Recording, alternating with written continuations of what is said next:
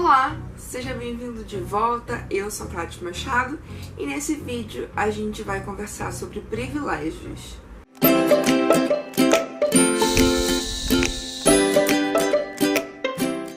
Quem me conhece sabe que volta e meia eu tô dando alguma palestra. Eu costumo dar palestra em escolas, em universidades e também em eventos literários, seja em biblioteca, seja em evento mais comercial, ou seja num bate-papo compartilhado com outras pessoas. E nas minhas palestras, principalmente nas minhas individuais, onde eu falo sobre os temas que eu abordo dos meus livros, eu tenho um tópico exclusivamente dedicado a falar sobre privilégios.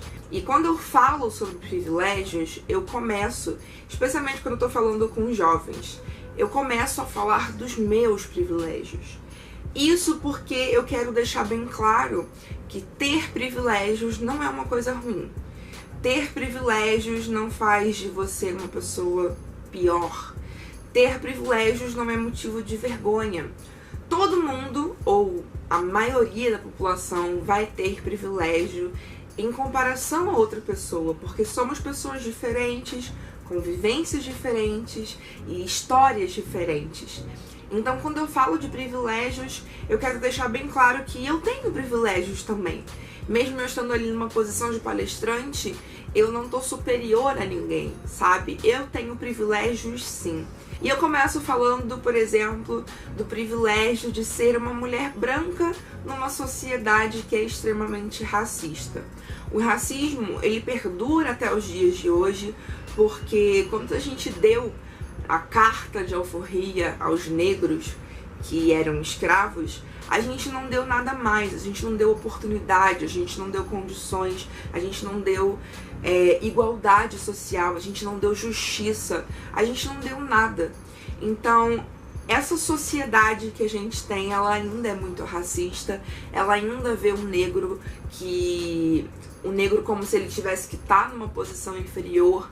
Ainda a gente tem muita dificuldade de colocar os negros nas universidades, de colocar os negros em posições mais elevadas no trabalho.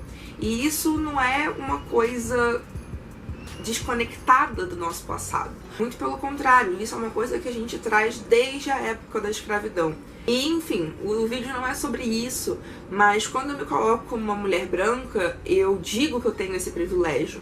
Eu nunca entrei numa loja, por exemplo, para comprar um produto e fui seguida de perto por um segurança porque ele achava que eu ia roubar ao invés de comprar. Eu nunca tive problemas, por exemplo, para entrar em qualquer ambiente que fosse. Eu nunca recebi olhares feios pela cor da minha pele, eu nunca fui barrada em nenhum lugar. Quando um policial passou por mim, eu não tive medo porque eu nunca fui parada para ser revistada. Eu nunca fui considerada um perigo para a sociedade, eu nunca fui marginalizada pela cor da minha pele. Então isso é um privilégio, sim. Quando eu falo que eu sou uma mulher gorda, aí eu já tô falando de como é não ter um privilégio. Não que ser magra ou ter um corpo dentro do padrão seja um privilégio no sentido estético ou no sentido visual. A questão é que ser magra é um privilégio porque a gente vive numa sociedade gordofóbica, numa sociedade que marginaliza o gordo e coloca sempre a imagem dele como a imagem de uma pessoa doente, a imagem de uma pessoa preguiçosa. Eu tenho um vídeo aqui no canal que fala da gordofobia além da estética, e aí eu conto como às vezes ser gorda dificulta você conseguir um emprego, como ser gorda dificulta você conseguir ser enxergado como alguém relevante, como alguém proativo, como alguém capaz. Eu falo da gordofobia para além das questões de roupa. Eu falo de acessibilidade gorda também, sabe? De você entrar num transporte público e você não caber. Ou das pessoas não entenderem que você precisa ser acomodada na sociedade e não se diminuir para que a sociedade te abrace, sabe? Então são coisas básicas. Então, sendo gorda, eu não tenho o privilégio de um corpo padronizado. O meu corpo muitas vezes já foi um motivo para me deixar de fora de grandes oportunidades profissionais, o meu corpo já foi motivo de bullying, o meu corpo já foi motivo de baixa autoestima, o meu corpo já me fez sofrer muito. Então eu falo, por exemplo, de um privilégio que eu tenho e de um privilégio que eu não tenho. Quando eu digo que nasci numa família de classe média e classe média alta, eu coloco isso como um privilégio. Eu nunca tive que trabalhar durante a minha infância ou durante a minha adolescência, eu trabalhar e estudar ao mesmo tempo para pagar minha faculdade, pagar minhas contas. Eu sempre tive um pai e uma mãe que permitiram que eu estudasse, que eu fizesse as coisas no meu tempo e que nunca me deixaram faltar nada. Então isso é um privilégio, porque tem gente que vai trabalhar para pagar a faculdade ou vai trabalhar para pagar para colocar comida em casa, e aí a rotina acaba ficando muito puxada e deixa de estudar, e aí trabalha cada vez mais e não tem a oportunidade de se dedicar a si mesmo. Então isso também é um privilégio.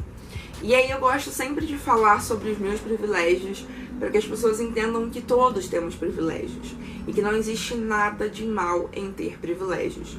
O grande problema mora, na verdade, quando você é incapaz de reconhecer que tem tais privilégios.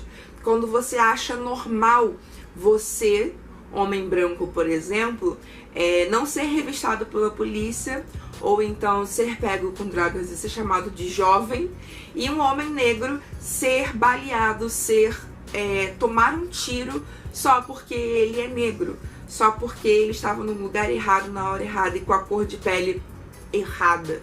Então, assim, não existe problema nenhum em você ter privilégios. O problema está em você não reconhecer que os tem. E quando eu falo nas minhas palestras, eu sempre falo inicialmente com os garotos. Porque como a gente vive numa sociedade que é machista e ainda é patriarcal, a gente que nasce mulher, a gente não tem esse privilégio. Você que é homem, que tá aí talvez me assistindo do outro lado, você, ao nascer com essa identidade de gênero que é lida como masculina, você automaticamente vem com uma série de privilégios que você provavelmente nunca parou para pensar. Você provavelmente nunca saiu na rua com medo de ser estuprado. Você sai na rua com medo de ser assaltado, de talvez tomar um tiro se você mora em lugares perigosos, ou talvez de voltar sem seu celular, ou voltar machucado, mas você nunca parou para se perguntar ou para se preocupar se o seu corpo seria violado. E isso é uma coisa que as mulheres sempre pensam. Eu conversei recentemente com algumas amigas e a gente falou de coisas que a gente aprendeu a fazer de forma inconsciente para evitar assédio, abuso e estupro. Você, quando você vai escolher um lugar no ônibus, você que é homem provavelmente escolhe o lugar mais confortável e pronto. A gente não. A gente escolhe sempre um lugar na ponta, porque se a gente senta perto da janela e um homem encurrala a gente ali, a gente já não tem mais para onde sair. A gente senta sempre perto de outras mulheres para que, se alguma coisa acontecer, a gente possa pedir ajuda para alguém que a gente sabe que vai ajudar.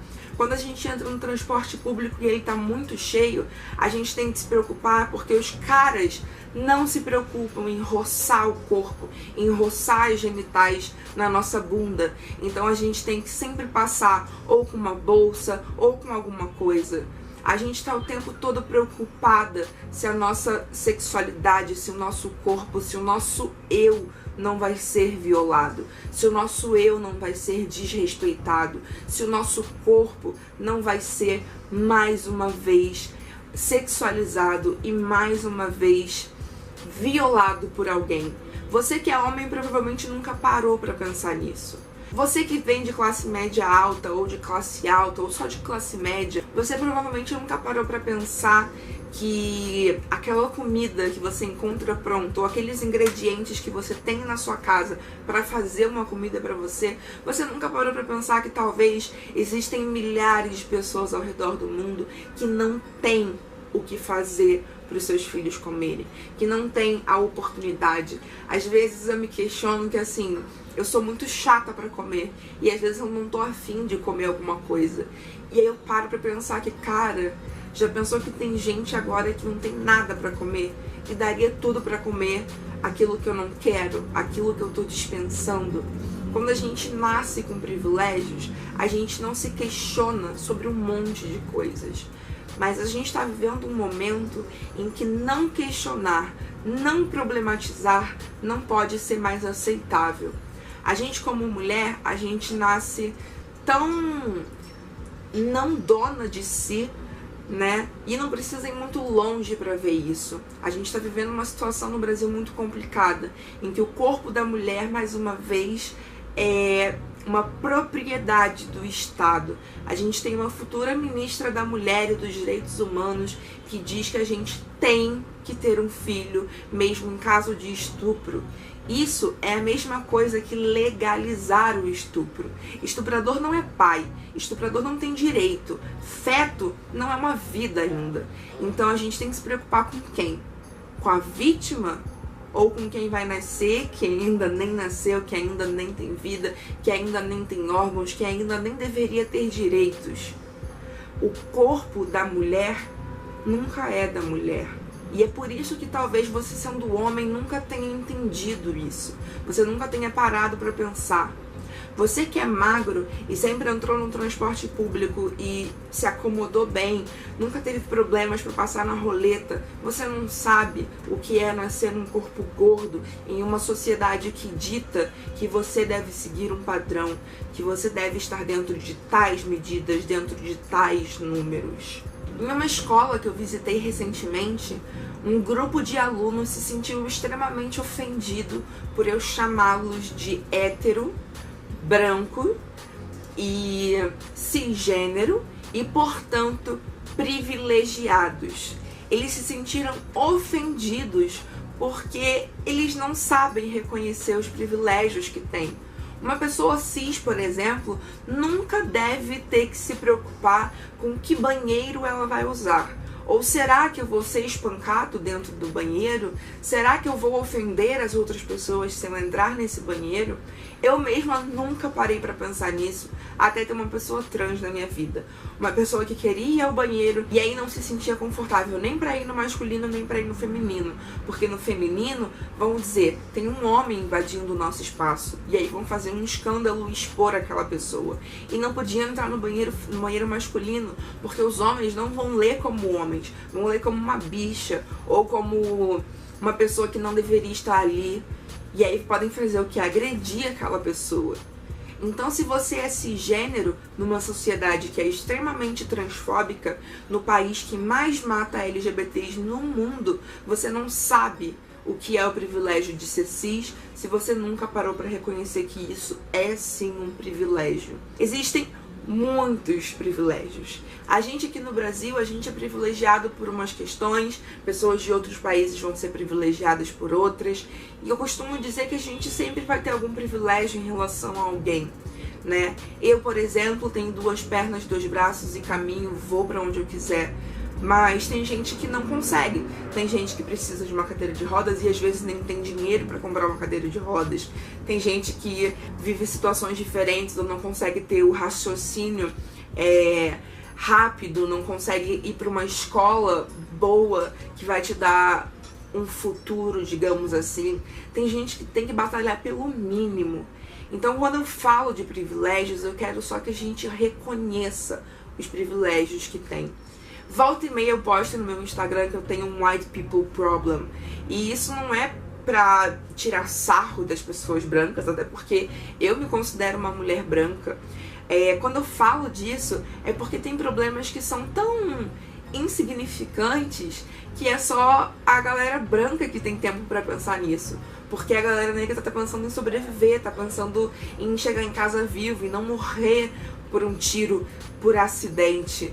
Então a gente tem que parar para pensar mais a fundo na questão dos privilégios e fazer todo o esforço possível para reconhecer os privilégios que a gente tem. Não tem problema nenhum ter privilégios, eu vou bater nessa tecla até o final. Não tem problema nenhum ter privilégios. O problema está no fato de você não reconhecer que os tem. Eu tenho privilégios, você tem privilégios e a gente precisa a cada dia pensar sobre cada um deles. E quando a gente pratica esse exercício de pensar privilégios, a gente exerce também uma coisinha básica chamada empatia. E eu costumo dizer que a empatia é um sentimento capaz de mudar o mundo. A empatia é um sentimento capaz de salvar vidas. Então, por favor, pratique o exercício de pensar seus privilégios e de ser uma pessoa empática todos os dias. A gente precisa, agora mais do que nunca, que as pessoas se importem menos com seus próprios umbigos e olhem para as outras pessoas e para as questões que elas têm e para os privilégios que elas não têm. E a gente precisa se importar com o coletivo. Agora é essa hora.